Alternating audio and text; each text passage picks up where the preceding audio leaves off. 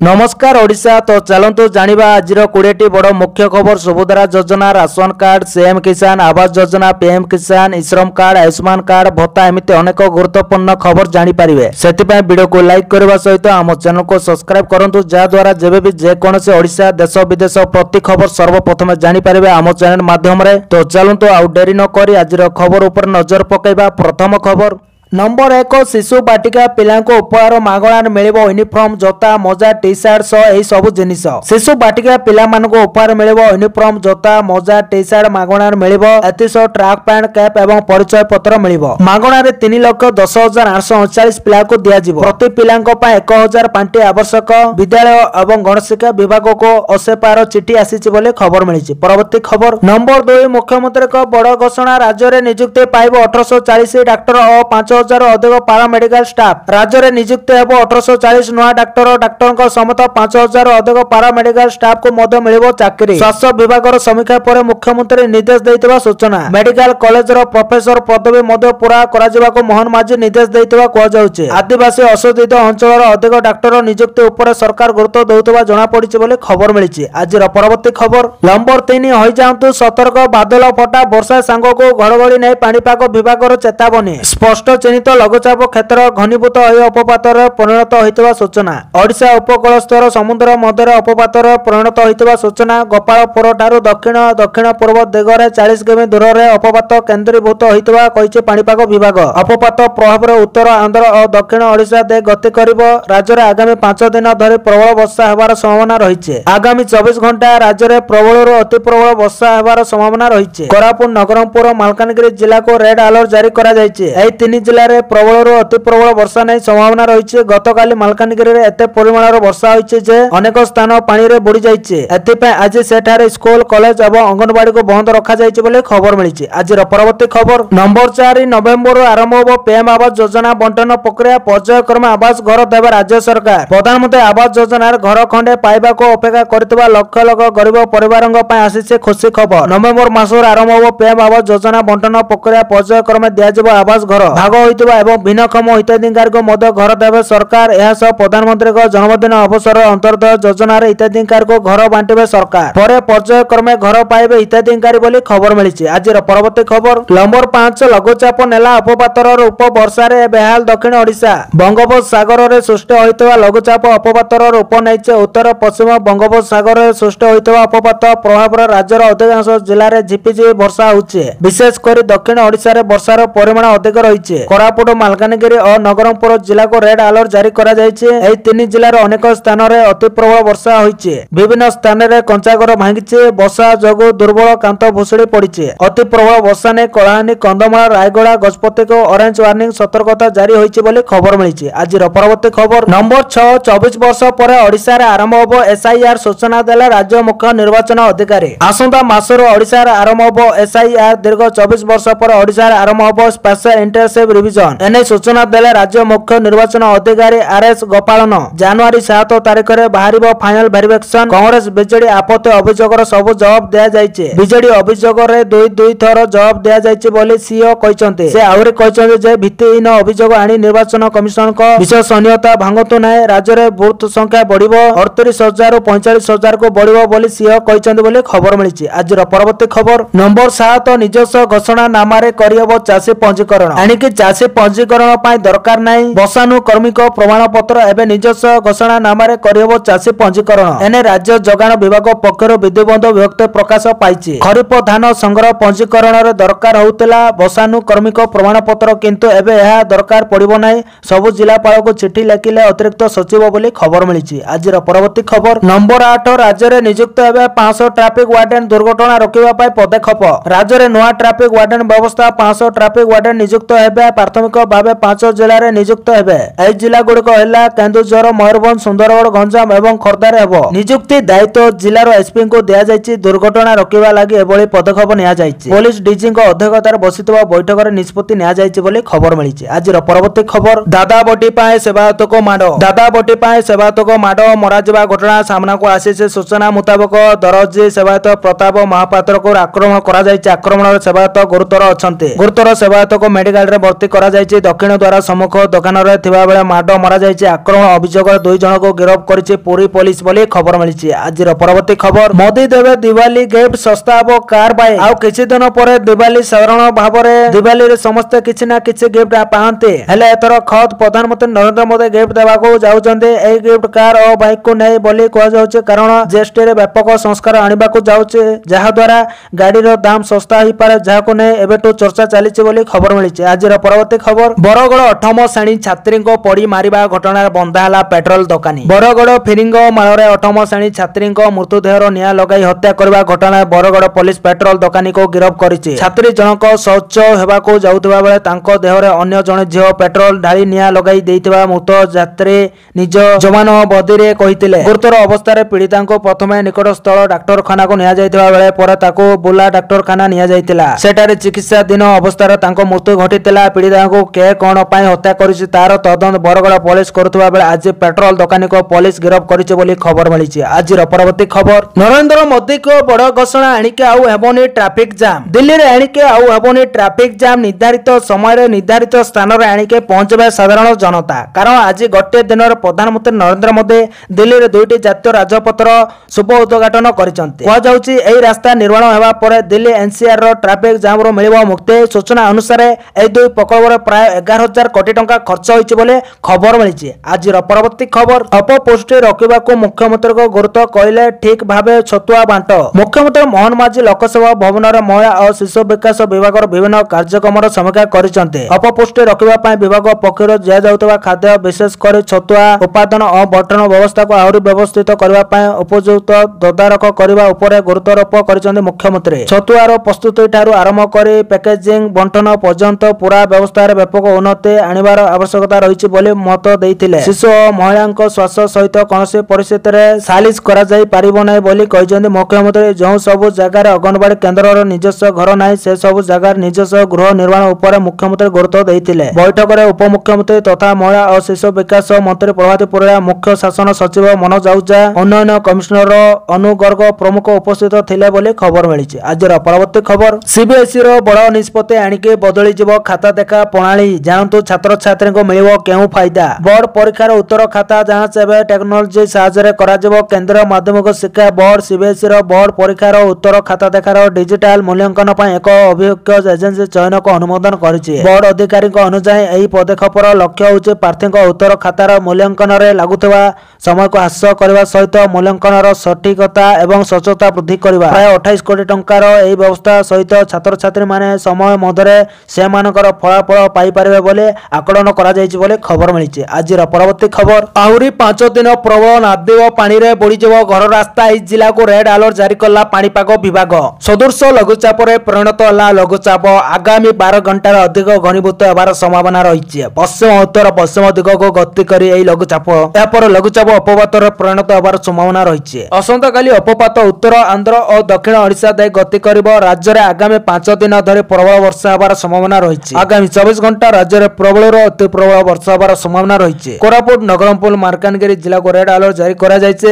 ଏହି 3 ଜିଲ୍ଲାରେ ପ୍ରବଳରୁ ଅତି ପ୍ରବଳ ବର୍ଷା ନେଇ ସମ୍ଭାବନା ରହିଛି। ଗତକାଲି ମାଲକାନଗିରିରେ ଏତେ ପରିମାଣର ବର୍ଷା ହୋଇଛି ଯେ ଅନେକ ସ୍ଥାନ ପାଣିରେ ବୁଡ଼ି ଯାଇଛି। ଏଥିପାଇଁ ଆଜି ସେଠାରେ ସ୍କୁଲ, କଲେଜ ଏବଂ ଅଙ୍ଗନବାଡିକୁ ବନ୍ଦ ରଖାଯାଇଛି ବୋଲି ଖବର ମିଳିଛି। ଆଜିର ପରବର୍ତ୍ତୀ ଖବର ଏନଡିଏ ଘୋଷଣା କଲା ଉପରାଷ୍ଟ୍ରପତି ପ୍ରାର୍ଥୀ। ଜାଣନ୍ତୁ ଏନଡିଏର ଉପରାଷ୍ଟ୍ରପତି ପ୍ରାର୍ଥୀଙ୍କ ବାବଦରେ ମହାରାଷ୍ଟ୍ରର ରାଜ୍ୟପାଳ ସିପି ରାଧାକୃଷ୍ଣଙ୍କୁ ଏନଡିଏ ତରଫରୁ ଉପରାଷ୍ଟ୍ରପତି ପ୍ରାର୍ଥୀ ଭାବେ ଘୋଷଣା କରାଯାଇଛି। ରବିବାର ବିଜେପି ସଂସଦୀୟ ଦଳ ବୈଠକରେ ତାଙ୍କ ନାମ ଘୋଷଣା କରାଯାଇଛି। ବିଜେପି ରାଷ୍ଟ୍ରୀୟ ଅଧ୍ୟକ୍ଷ ଜେପି ନଡ୍ଡା କହିଛନ୍ତି କି ସିପି ରାଧାକୃଷ୍ଣ ଏବେ ମହାରାଷ୍ଟ୍ରର ରାଜ୍ୟପାଳ ଅଛନ୍ତି। ଏହା ପୂର୍ବରୁ ସେ ଝାଡଖଣ୍ଡର ବି ରାଜ୍ୟପାଳ ଥିଲେ। ସେ 40 ବର୍ଷ ଧରି ରାଜନୀତିରେ ରହିଛନ୍ତି। ଏହା ସହ ସେ 2 ଥର ସାଂସଦ ଭାବେ ମଧ୍ୟ ନିର୍ବାଚିତ ହୋଇଛନ୍ତି। ସିପି ରାଧାକୃଷ୍ଣ 2004-2007 ପର୍ଯ୍ୟନ୍ତ ତାମିଲନାଡୁ ବିଜେପିର ଅଧ୍ୟକ୍ଷ ଥିଲେ। ଏନଡିଏ ଉପରାଷ୍ଟ୍ରପତି ପ୍ରାର୍ଥୀ ଘୋଷଣା କରିଛି ହେଲେ ଇଣ୍ଡିଆ ମେଣ୍ଟ ତରଫରୁ ଏନେଇ କୌଣସି ସ୍ପଷ୍ଟ ଚିତ୍ର ଦେଖିବାକୁ ମିଳିନାହିଁ। ହେଲେ ବିରୋଧୀ ମେଣ୍ଟ ତରଫରୁ ଖୁବ୍ ଶୀଘ୍ର ପ୍ରାର୍ଥୀ ଘୋଷଣା କରାଯିବ ବୋଲି ଆଶା କରାଯାଉଛି ବୋଲି ଖବର ମିଳିଛି। ଆଜିର ପରବର୍ତ୍ତୀ ଖବର ଗାଜାରେ ପ୍ରତିଦିନ ମରୁଛନ୍ତି ଲୋକେ। 22 ମାସରେ 61,827 ମୃତ ହୋଇଥିବା ସୂଚନା। ଗାଜାରେ ବଢିଛି ମୃତ୍ୟୁ ସଂଖ୍ୟା। ପ୍ରତିଦିନ ମରୁଛନ୍ତି ଲୋକ। ଗତ ପ୍ରାୟ 22 ମାସ ଧରି ଇସ୍ରାଏଲର ଆକ୍ରମଣ ଯୋଗୁଁ ଏହି ଅଞ୍ଚଳ ଏକ ମୃତ୍ୟୁର ଉପତ୍ୟକାରେ ପରିଣତ ହୋଇଛି। ବୋମା, ଭୋକ ଏବଂ ସହାୟତାର ଏହି ତ୍ରିମୁଖୀ ସଂକଟରେ ଫେସି ହୋଇଯାଇଛନ୍ତି ମାନବିକତା। ସରକାରୀ ତଥ୍ୟ ଅନୁଯାୟୀ ଅକ୍ଟୋବର 2023ରୁ ଆରମ୍ଭ ହୋଇଥିବା ଏହି ସଂଘରେ ମୃତ୍ୟୁ ସଂଖ୍ୟା 61,827 ଟପିଛି, ଯାହା ମଧ୍ୟରେ ବହୁତ ସଂଖ୍ୟାରେ ଶିଶୁ ଅଛନ୍ତି ବୋଲି ଖବର ମିଳିଛି। ଆଜିର ପରବର୍ତ୍ତୀ ଖବର, ଭାରତ ଉପରେ ଆମେରିକାର ଟାରିଫ ପ୍ରସଙ୍ଗ, ଅର୍ଥମନ୍ତ୍ରୀ ନିର୍ମଳା ସୀତାରମଣଙ୍କ ସହ 7 କେନ୍ଦ୍ରମନ୍ତ୍ରୀ ଉପସ୍ଥିତ। ଆମେରିକାର ଟାରିଫ ବିବାଦ ମଧ୍ୟରେ ପ୍ରଧାନମନ୍ତ୍ରୀ ମୋଦିଙ୍କ ଗୁରୁତ୍ୱପୂର୍ଣ୍ଣ ବୈଠକ ଡାକିଛନ୍ତି। 7 ଜଣ କେନ୍ଦ୍ରମନ୍ତ୍ରୀ ଉପସ୍ଥିତ ରହିବା ସୂଚନା। ଭାରତୀୟ ରପ୍ତାନୀ ଉପରେ 50% ଟାରିଫ ଲଗାଇବା ପରେ ଉତ୍ତେଜନା ମଧ୍ୟରେ ପ୍ରଧାନମନ୍ତ୍ରୀ ନରେନ୍ଦ୍ର ମୋଦି ସନ୍ଧ୍ୟା 6:30ରେ ଏକ ଗୁରୁତ୍ୱପୂର୍ଣ୍ଣ ବୈଠକ ବସିଛି। ଏହି ବୈଠକରେ 7 ଜଣ କେନ୍ଦ୍ରୀୟ ମନ୍ତ୍ରୀ ଉପସ୍ଥିତ ରହିଲେ ବୋଲି ସୂତ୍ରରୁ ଜଣାପଡ଼ିଛି। ଏହି ବୈଠକରେ ବାଣିଜ୍ୟ ବିଭାଗରୁ ଆରମ୍ଭ କରି ଅର୍ଥନୀତି ଓ କୃଷି କ୍ଷେତ୍ର ପର୍ଯ୍ୟନ୍ତ ଆଲୋଚନା ହେବ। ମୋଦି ପୂର୍ବରୁ କୃଷକ, ମତ୍ସ୍ୟଜୀବୀ ଓ ପଶୁପାଳକଙ୍କ ସ୍ୱାର୍ଥରେ କୌଣସି ଆପୋଷ ନ କରିବା ପାଇଁ ଦୃଢ଼ ପ୍ରତିଶ୍ରୁତି ନେଇଛନ୍ତି ବୋଲି ଖବର ମିଳିଛି। ଆଜିର ପରବର୍ତ୍ତୀ ଖବର, ହସ୍ପିଟାଲରେ ନବୀନ ଡାକ୍ତରଖାନା ବେଡ୍ରୁ ଭିଡିଓ ବାର୍ତ୍ତାରେ ଧନ୍ୟବାଦ ଦେଲେ ନବୀନ ପଟ୍ଟନାୟକ। ହସ୍ପିଟାଲ ବେଡ୍ରୁ ବିରୋଧୀ ଦଳ ନେତା ନବୀନ ପଟ୍ଟନାୟକ ଦେଲେ ଭିଡିଓ ବାର୍ତ୍ତା। ଡାକ୍ତରଙ୍କ ସାଙ୍ଗରେ ଆଲୋଚନା ସହ ଚିକିତ୍ସା ପାଇଁ 3 ଜଣିଆ ଡାକ୍ତର ଟିମକୁ ଧନ୍ୟବାଦ ଦେଇଥିବା ଭିଡିଓରେ ଦେଖିବାକୁ ମିଳିଛି। ଚାରି ଭିଡିଓରେ ନବୀନ ପଟ୍ଟନାୟକ ବେଡ୍ରେ ଶୋଇଥିବା ବେଳେ ତାକୁ ଚିକିତ୍ସା କରୁଥିବା ଡାକ୍ତରଙ୍କ ତାଙ୍କ ପାଖରେ ଛିଡା ରହିଛନ୍ତି। ଭିଡିଓରେ ସେ କହିଛନ୍ତି, ପ୍ରିୟ ଭାଇ ଓ ଭଉଣୀମାନେ, ଆପଣଙ୍କୁ ମୋର ନମସ୍କାର। ମୁଁ ଏବେ ସମ ହସ୍ପିଟାଲରେ ଅଛି। ଏଠାକାର ଡାକ୍ତର ଏବଂ ଷ୍ଟାଫ ମୋର ଭଲ ସୁନ୍ଦର ଯତ୍ନ ନେଉଛନ୍ତି। ମୋ ଆରୋଗ୍ୟ କାମନା ପାଇଁ ଧନ୍ୟବାଦ ଜଣାଇବା ସହ ଯଦି କେହି ମୋତେ ଦେଖା କରିବାକୁ ଚାହୁଁଛ ତେବେ ଆପଣମାନଙ୍କୁ ସ୍ୱାଗତ ବୋଲି ଭିଡିଓ ବାର୍ତ୍ତାରେ ନବୀନ କହିଥିବା ଶୁଣିବାକୁ ମିଳିଛି ବୋଲି ଖବର ମିଳିଛି। ଆଜିର ପରବର୍ତ୍ତୀ ଖବର, ସାଂସଦ ସୁଲତାଙ୍କୁ କିଏ ଦେଇଛି ହତ୍ୟା ଧମକ? ମହିଳା ସାଂସଦକୁ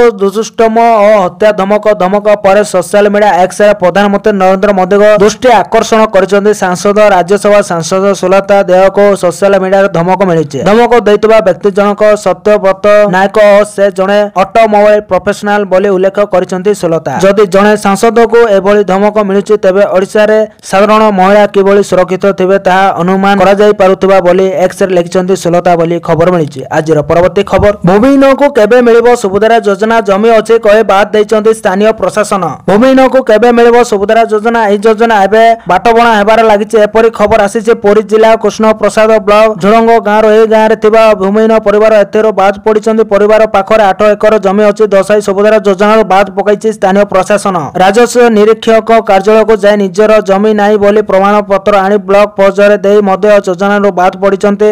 ଏମାନେ ଦିନ ମଜୁରିଆ ଭାବେ କାମ କରୁଛନ୍ତି। ମୂଲ ଲାଗିଲେ ପରିବାର ଚଳୁଛି, ହେଲେ ସୁଭଦ୍ରା ଯୋଜନାରୁ ବାଦ ପଡ଼ିବାରୁ ସେମାନେ ଆଣିଛନ୍ତି ଅଭିଯୋଗ। ସେହି ଗାଁର 8ଟି ପରିବାର ସରକାରଙ୍କ ଯୋଜନା ସୁଭଦ୍ରାରେ ଯୋଡ଼ିବା ପାଇଁ ସରକାରଙ୍କ ନିକଟରେ ନିବେଦନ କରିଛନ୍ତି ବୋଲି ଖବର ମିଳିଛି। ଆଜିର ପରବର୍ତ୍ତୀ ଖବର, ଭାଗ୍ୟ ବଦଳିଯିବ ଓଡ଼ିଶାର। ଏହି 6 ସ୍ଥାନରେ ମିଳିଲା ସୁନା ଖଣି। ଜମି ଫଟାଇ ବାହାରିଲା 2 ଲକ୍ଷ କିଲୋଗ୍ରାମ। ଭାରତ ପୁଣି ଥରେ ସୁନାର ଏକ ବିଶାଳ ଭଣ୍ଡାର ଆବିଷ୍କାର କରିଛି। ଆକଳନ କରାଯାଉଛି ଯେ ଓଡ଼ିଶାର ଅନେକ ଜିଲ୍ଲାରେ ପ୍ରାୟ 20 ଟନ୍ ସୁନା ଭଣ୍ଡାର ମିଳିବ। ଭାରତୀୟ ଭୂତାତ୍ତ୍ୱିକ ସର୍ବେକ୍ଷଣ GSI ଦ୍ୱାରା ସମ୍ପତ୍ତି ଆବିଷ୍କାର ହେବା ପରେ ରାଜ୍ୟ ସରକାର ଏବଂ ଖଣି ବିଭାଗ ତୁରନ୍ତ କାର୍ଯ୍ୟରେ ଲାଗି ପଡ଼ିଛନ୍ତି। ଓଡ଼ିଶାର ଏହି ସ୍ଥାନରେ ସୁନା ଖଣି ଅଛି। ଦେଓଗଡ଼, ସୁନ୍ଦରଗଡ଼, ନବରଙ୍ଗପୁର, କେନ୍ଦୁଝର, ଅନୁଗୁଳ, କୋରାପୁଟ। ଏହା ବ୍ୟତୀତ ମୟୂରଭଞ୍ଜ, ମାଲକାନଗିରି, ସମ୍ବଲପୁର ଏବଂ ବୌଦ୍ଧ ଜିଲ୍ଲାରେ ମଧ୍ୟ ସୁନା ଅନୁଧ୍ୟାନ ଚାଲିଛି ବୋଲି ଖବର ମିଳିଛି। ଆଜିର ପରବର୍ତ୍ତୀ ଖବର, ବାର୍ଷିକିଆ ଫାଷ୍ଟଟ୍ୟାଗର ପ୍ରବଳ ଡିମାଣ୍ଡ। ଗୋଟେ ଦିନରେ 1.4 ଲକ୍ଷ ବୁକ୍। ଏଣିକି ବର୍ଷିକିଆ ଫାଷ୍ଟଟ୍ୟାଗ ଅର୍ଥାତ୍ ବର୍ଷକୁ ଥରେ ପାସ୍ କଲେ ପୁରା ବର୍ଷକ ସାରା ଆପଣଙ୍କୁ ଆଉ ଦେବାକୁ ପଡ଼ିବ ନାହିଁ ଟଙ୍କା। କେନ୍ଦ୍ର ସଡ଼କ ପରିବହନ ମନ୍ତ୍ରଣାଳୟ ଏହି ନିୟମ ଲାଗୁ ହେବା ପରେ ଗ୍ରାହକ ବି ବେଶ ଖୁସି। ସେଇଥିଲାଗି ତ ଗୋଟେ ଦିନରେ ପାଖାପାଖି 1.4 ଲକ୍ଷ ଗାଡ଼ି ଚାଳକ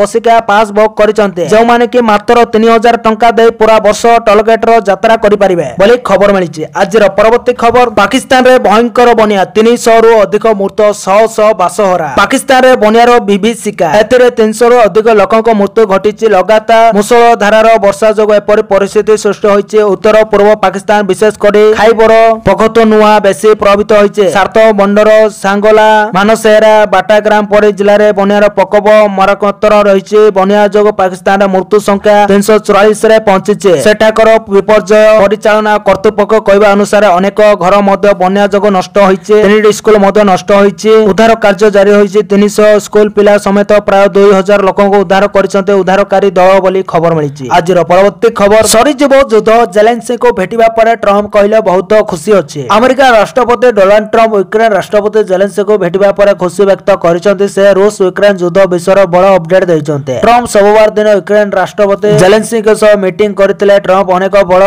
ୟୁରୋପୀୟ ଲିଡର୍ସଙ୍କୁ ମଧ୍ୟ ଭେଟିଥିଲେ। ସେ ଏକା ପରେ ଗୁରୁତ୍ୱପୂର୍ଣ୍ଣ ସୂଚନା ଜାରି କରିଛନ୍ତି। Trump social media platform truth ଜରିଆରେ କହିଛନ୍ତି ଯେ ମୋର ଜେଲେନ୍ସ୍କିଙ୍କ ସହ ଭଲ କଥାବାର୍ତ୍ତା ହୋଇଛି। ୟୁକ୍ରେନକୁ ସମସ୍ତ ୟୁରୋପୀୟ ଦେଶ ସିକ୍ୟୁରିଟି ଗ୍ୟାରେଣ୍ଟି ଦେବେ ବୋଲି ଖବର ମିଳିଛି। ଆଜିର ପରବର୍ତ୍ତୀ ଖବର, ମୋଦିକୁ ଆସିଲା ରୁଷର କଲ୍। ଆଲାସ୍କାରେ ଟ୍ରମ୍ପଙ୍କ ସହ ଆଲୋଚନା ସମ୍ପର୍କରେ ମୋଦିକୁ କହିଲେ ପୁତିନ। ରୁଷ ରାଷ୍ଟ୍ରପତି ଭ୍ଲାଦିମିର ପୁତିନ ସୋମବାର ପ୍ରଧାନମନ୍ତ୍ରୀ ମୋଦିକୁ ଫୋନ କରି କଥା ହୋଇଛନ୍ତି।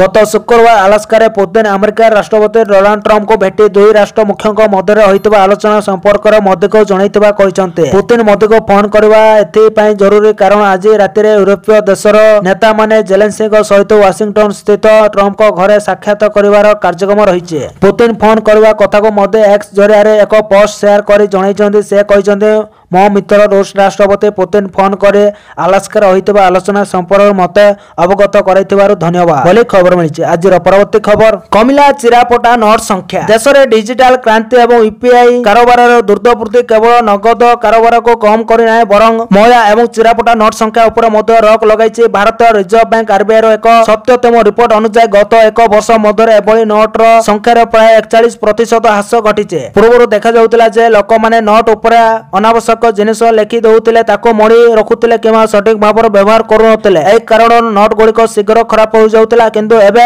ଡିଜିଟାଲ ପେମେଣ୍ଟ ପ୍ରତି ବଢୁଥିବା ଆଗ୍ରହ, ଲୋକଙ୍କ ସଚେତନା ଏବଂ କେନ୍ଦ୍ରୀୟ ବ୍ୟାଙ୍କର କଠୋର ପଦକ୍ଷେପ ଏହି ସମସ୍ୟାକୁ ବହୁ ମାତ୍ରାରେ କମ କରିଦେଇଛି ବୋଲି ଖବର ମିଳିଛି। ଆଜିର ପରବର୍ତ୍ତୀ ଖବର, ଗ୍ରାହକଙ୍କୁ ସ୍ୱିଗିର ଝଟକା, କମ୍ପାନୀ ପୁଣି ବଢ଼େଇଲା ପ୍ଲାଟଫର୍ମ ଫିଜ୍। ସ୍ୱିଗିରେ ଖାଦ୍ୟ ମଗାଇବା ପୂର୍ବ ଅପେକ୍ଷା ହୋଇଯିବ ମହଙ୍ଗା। ଏହାର ମୁଖ୍ୟ କାରଣ ହେଉଛି କମ୍ପାନୀ ଦ୍ୱାରା ପ୍ଲାଟଫର୍ମ ଫିଜ୍ ରେ କ୍ରମାଗତ ବୃଦ୍ଧି। ପ୍ଲାଟଫର୍ମ ଫିଜ୍ ହେଉଛି ଏକ ଛୋଟ ଶୁଳ୍କ ଯାହା ସ୍ୱିଗି ପ୍ରତ୍ୟେକ ଅର୍ଡର ଉପରେ ଗ୍ରାହକଙ୍କ ଠାରୁ ନେଇଥାଏ। କମ୍ପାନୀ ଏହି ଫିଜ୍ କୁ କିଛି ଅଞ୍ଚଳରେ 12 ଟଙ୍କାକୁ ବଢ଼ାଇ 14 ଟଙ୍କା କରିଦେଇଛି। ବିଶେଷ କରି ଶ୍ରାବଣ ଋତୁରେ ଅଧିକ ଚାହିଦା ରହୁଥିବା ଯୋଗୁଁ ଏହି ବୃଦ୍ଧି କରାଯାଇଥିବା ବୋଲି କୁହାଯାଉଛି। ଏହା କୌଣସି ନୂଆ କଥା ନୁହେଁ। ଏପ୍ରିଲ 2023ରେ ସ୍ୱିଗି ମାତ୍ର 2 ଟଙ୍କାରୁ ପ୍ଲାଟଫର୍ମ ଫିଜ୍ ନେବା ଆରମ୍ଭ କରିଥିଲା, ଯାହା ଗତ 2 ବର୍ଷ ମଧ୍ୟରେ 600% ରୁ ଅଧିକ ବୃଦ୍ଧି ପାଇଛି ବୋଲି ଖବର ମିଳିଛି। ଆଜିର ପରବର୍ତ୍ତୀ ଖବର, ଖୁସି ଖବର, ମୋଦି ସରକାର ଯୁବକଙ୍କୁ କାହିଁକି ଦଉଛନ୍ତି 15,000, କେମିତି ପାଇବେ ଜାଣନ୍ତୁ ଡିଟେଲ୍ସ। ମୋଦି ସରକାର ଯୁବକ ମାନଙ୍କୁ ପ୍ରଥମ ଚାକିରିରେ 15,000 ଟଙ୍କା ଦେବା ପାଇଁ କାମ ଆରମ୍ଭ କରିଛନ୍ତି। ପ୍ରଧାନମନ୍ତ୍ରୀ ବିକଶିତ ଭାରତ ରୋଜଗାର ଯୋଜନା ପୋର୍ଟାଲକୁ ଆଜିଠାରୁ ଲାଇଭ୍ କରାଯାଇଛି। ଏବେ ଯୁବକମାନେ ଏହି ଯୋଜନାର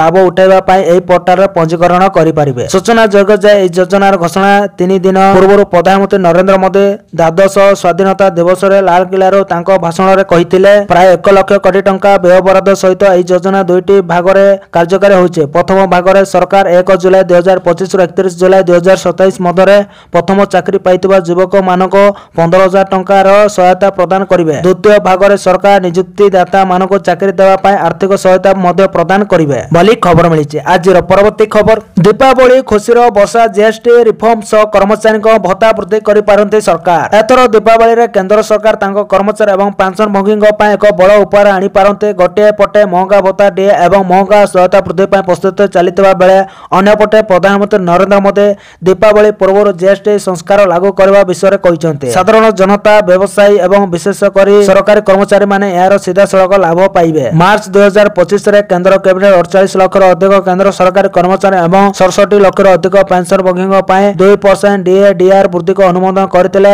ଯାହା ଜାନୁଆରୀ 2025ରୁ ଲାଗୁ ହୋଇଛି। ବର୍ତ୍ତମାନ କର୍ମଚାରୀ ଏବଂ ପେନସନଭୋଗୀ ମାନେ 55% ହାରରେ ଡିଏ ଏବଂ ଡିଆର ପାଉଛନ୍ତି ବୋଲି ଖବର ମିଳିଛି। ଆଜିର ପରବର୍ତ୍ତୀ ଖବର, ଆୟୁଷ୍ମାନ କାର୍ଡ ବଢାଉଛି ସମସ୍ୟା। ରୋଗୀଙ୍କ ସୁବିଧା ପାଇଁ ରାଜ୍ୟ ସରକାର ସ୍ୱାସ୍ଥ୍ୟ କାର୍ଡର ବ୍ୟବସ୍ଥା କରିଛନ୍ତି। ବିଜେଡି ବିଏସକେୱାଇ କରିଥିବା ବେଳେ ବିଜେପି ଶାସନକୁ ଆସିବା ପରେ ରାଜ୍ୟରେ ଆୟୁଷ୍ମାନ ଭାରତ ଯୋଜନା ଲାଗୁ କରିଛି। କିନ୍ତୁ ସ୍ୱାସ୍ଥ୍ୟ କାର୍ଡକୁ ନେଇ ବଢିଲାଣି ସମସ୍ୟା। ଧୀରେ ଧୀରେ ରାଜନୀତି ବି ତୀବ୍ର ହେବାରେ ଲାଗିଛି। ଜୀବନ ଓ ମୃତ୍ୟୁ ଭିତରେ ସଂଗ୍ରାମ କରୁଛନ୍ତି ଭଦ୍ରକ ପ୍ରସାଦ ଦାସ। ଘରୋଇ ଶିକ୍ଷାନୁଷ୍ଠାନରେ ଶିକ୍ଷକ ଭାବେ କାର୍ଯ୍ୟରତ ଥିଲେ ପ୍ରମୋଦା, କିନ୍ତୁ କ୍ୟାନ୍ସର ପରଠାରୁ ସବୁକିଛି ଯେମିତି ବଦଳି ଯାଇଛି। ମାତ୍ର 1.5 ବର୍ଷ ଭିତରେ ସବୁ ଜମି ବାଡି ବିକ୍ରି ସରିଲାଣି। କେମୋଥେରାପି ସାଙ୍ଗକୁ ଇମ୍ୟୁନିଥେରାପି ବିଜୁ ସ୍ୱାସ୍ଥ୍ୟ କାର୍ଡ ଯୋଜନାରେ ମିଳି ଯାଉଥିଲା। ଆୟୁଷ୍ମାନ ଭାରତ ଯୋଜନାରେ କିଛି ଦିନ ଇମ୍ୟୁନିଥେରାପିର ସୁବିଧା ମିଳିଲା, କିନ୍ତୁ ହଠାତ୍ ଏହାକୁ ବି ବନ୍ଦ କରି ଦିଆଯାଇଛି।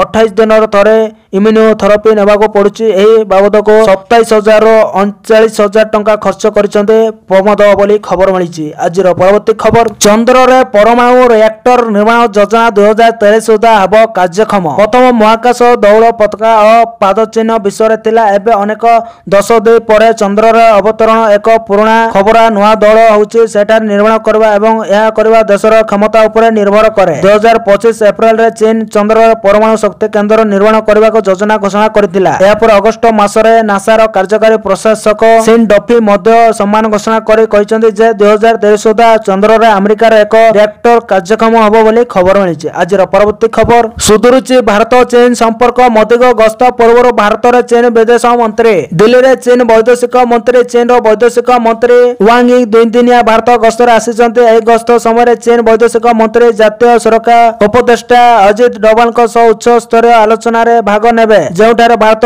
ଚୀନ ସୀମା ବିବାଦ ଉପରେ ଗୁରୁତ୍ୱପୂର୍ଣ୍ଣ ଚର୍ଚ୍ଚା ହେବାର ସୂଚନା ମିଳିଛି। ଚୀନ ବୈଦେଶିକ ମନ୍ତ୍ରୀ ଏସ୍ ଜୟଶଙ୍କରଙ୍କ ସହ ମଧ୍ୟ ଦ୍ୱିପାକ୍ଷିକ ବୈଠକ କରିବେ। ସନ୍ଧ୍ୟା 6ଟାରେ ଭାରତ ବୈଦେଶିକ ମନ୍ତ୍ରୀ ଏସ୍ ଜୟଶଙ୍କରଙ୍କ ସହ ଆଲୋଚନା କରିଛନ୍ତି ୱାଙ୍ଗ ଇ। 2020ରେ ଗାଲୱାନ ସଂଘର୍ଷ ପରେ ଉଭୟ ଦେଶ ମଧ୍ୟରେ ସମ୍ପର୍କରେ ଦ୍ୱନ୍ଦ୍ୱ ସୃଷ୍ଟି ହୋଇଥିଲା, କିନ୍ତୁ ଏବେ ଦୁଇ ପକ୍ଷ ସମୀକ୍ଷାରେ ଶାନ୍ତି ଓ ସ୍ଥିରତା ବଜାୟ ରଖିବା ପାଇଁ ପଦକ୍ଷେପ ନେଉଛନ୍ତି। ଏହି ଗସ୍ତ ପ୍ରଧାନମନ୍ତ୍ରୀ ନରେନ୍ଦ୍ର ମୋଦିଙ୍କ ଆଗାମୀ ସାଂଘାଇ ସହଯୋଗ ସଂଗଠନ ଶିଖର ବୈଠକ ପାଇଁ ଚୀନ ଗସ୍ତ ପୂର୍ବରୁ ଏକ ଗୁରୁତ୍ୱପୂର୍ଣ୍ଣ ପଦକ୍ଷେପ ବୋଲି ବିବେଚନା କରାଯାଉଛି ବୋଲି ଖବର ମିଳିଛି। ଆଜିର ପରବର୍ତ୍ତୀ ଖବର ପୁଣି ଭୁଷୁଡ଼ିଲା ବିମାନ ବନ୍ଦର ପାଚେରୀ। ଲଗାଣ ବର୍ଷାରେ ଭାଙ୍ଗିଲା 20 ଫୁଟର କାନ୍ଥ। ପୁଣି ଭୁଷୁଡ଼ିଲା ବିମାନ ବନ୍ଦର ପାଚେରୀ। ପ୍ରବଳ ବର୍ଷାରେ ଭାଙ୍ଗିଲା ମାଲକାନଗିରି ଏୟାରପୋର୍ଟ ପାଚେରୀ। ବର୍ଷା ପାଣି ଧୋଇ ନେଲା 20 ଫୁଟ ପାଚେରୀ। ନିମ୍ନମାନର କାମ ଯୋଗୁଁ ପାଚେରୀ ଭୁଷୁଡ଼ି ପଡ଼ିଥିବା ଅଭିଯୋଗ ହୋଇଛି। ପୂର୍ବରୁ 3 ଥର ଏୟାରପୋର୍ଟ ପାଚେରୀ ଭାଙ୍ଗି ଯାଇଥିବା ସୂଚନା ମିଳିଛି। ଅନ୍ୟପଟେ ଅଭିଶାନ୍ତ ବର୍ଷାରେ ବୁଡ଼ିଲା ବିଭିନ୍ନ ପୋଲ। ପଟେରୁ କାଙ୍ଗୁର କଟା କନ୍ୟାଶ୍ରମ ପୋଲ ଉପରେ 3 ରୁ 4 ଫୁଟର ପାଣି ପ୍ରବାହିତ ହେଉଛି। ପୋଲର ଉଭୟ କୂଳରେ ଶତାଧିକ ଗାଡ଼ି ଅଟକି ରହିଛି। ମାଲକାନଗିରି ଠାରୁ ମୋଟୁ 326 ନମ୍ବର ଜାତୀୟ ରାଜପଥ ସମ୍ପୂର୍ଣ୍ଣ ବନ୍ଦ ରହିଛି। କନ୍ୟାଶ୍ରମ ବ୍ରିଜ୍ ବୁଡ଼ି ଯାଇଥିବାରୁ କାଳିମେରା ଠାରୁ ପଡ଼ିଆ ଯାତାୟାତ